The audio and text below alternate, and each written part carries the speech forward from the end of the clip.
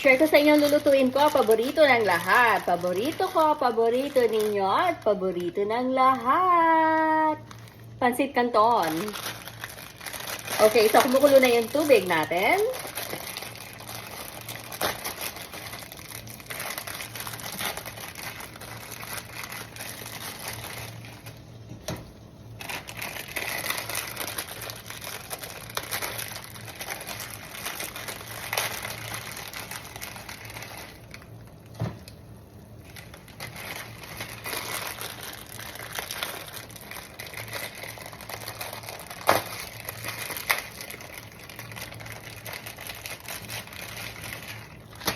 Oh.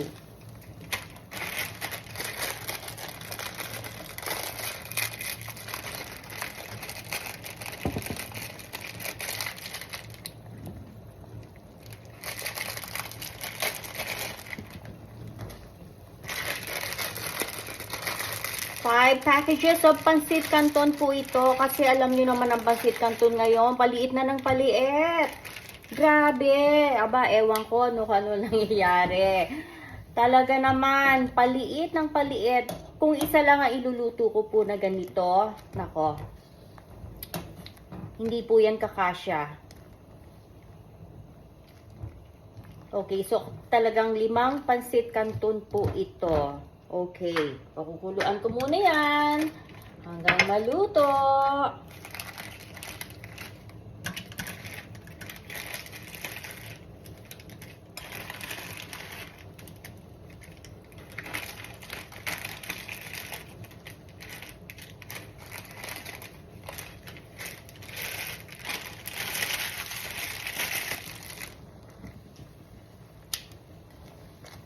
Okay, so pwede na po to at i-drain ko na ang water.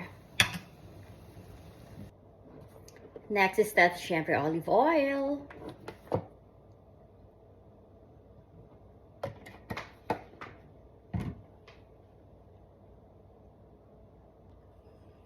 Chinese sausage.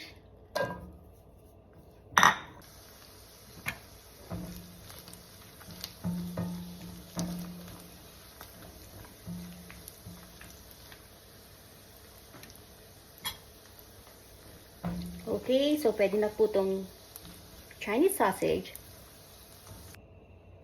Next step is the garlic.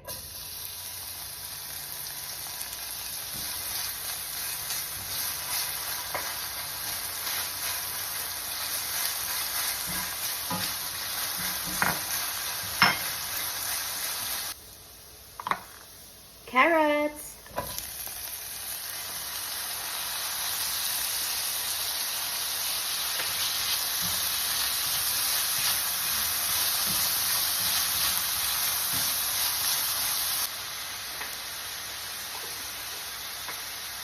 Ilalagay ko na po ang Pansit Canton.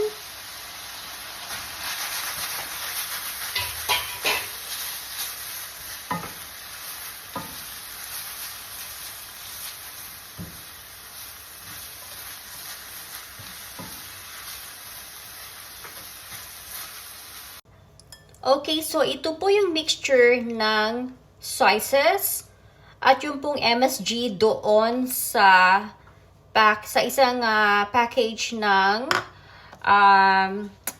noodles, yung pong Pansit Canton. Hindi ko po isinama ang oil kasi hindi hubat meron kasamang oil yon.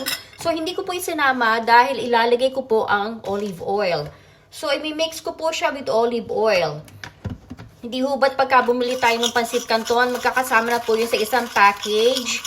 Ito po, ang ginawa ko, dahil 5 nga yung I actually opened 5 packages of Pansit Canton. So, ang ginamit ko pong yung mga pampalasa, 4 lang po nung MSG at itinapon ko na po yung isa. At yung po namang oil na kasama niya, hindi ko po siya ginamit at olive oil po ang aking ginawang pang-mix dito. At yung soy sauce nung Pansit Canton, yun po ang aking ginamit. Okay, so next step. Siyempre, ang mixture natin ng ating pampalasa. Ito po yung nasa package ng Pancit Canton. Pero nakita ninyo, hindi ko isinama yung oil ha. Ang inilagay ko po, olive oil. Okay. So, isasama ko na rin ang Chinese sausage.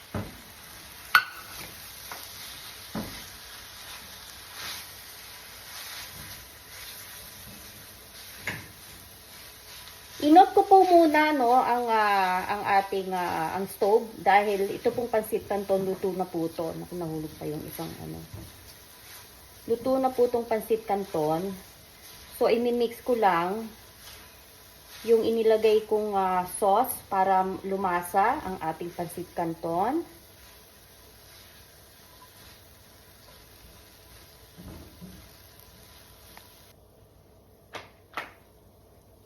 At ilalagay ko na rin ang cabbage.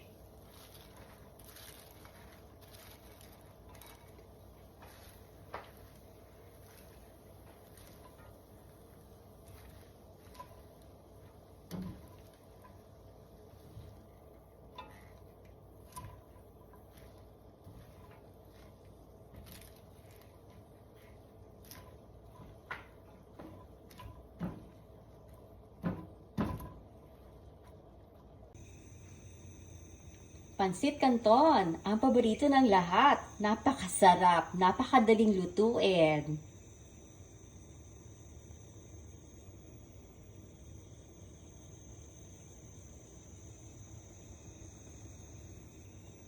So yummy!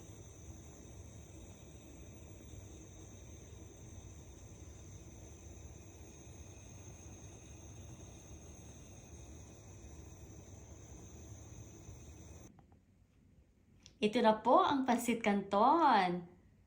Wow, mukhang napakasarap po talaga with soft-boiled egg. My goodness. Simpleng-simple pero talaga namang nakakatakam. Marami pong salamat sa panonood. Don't forget to subscribe to my YouTube channel. At pakishare na rin po ninyo ang aking video na to.